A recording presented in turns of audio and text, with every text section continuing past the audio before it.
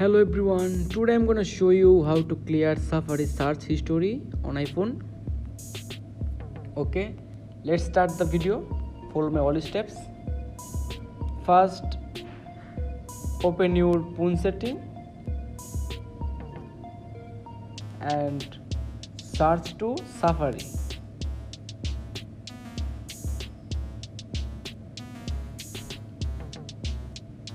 Now click on Safari, scroll down, find clear history and website data. Click on clear history and website data, and finally click on clear history and data.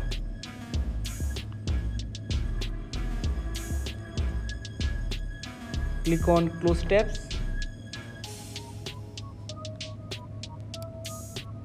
Finally, clear Safari search history on iPhone. I hope solve your problem. Subscribe if you like the video. Thank you.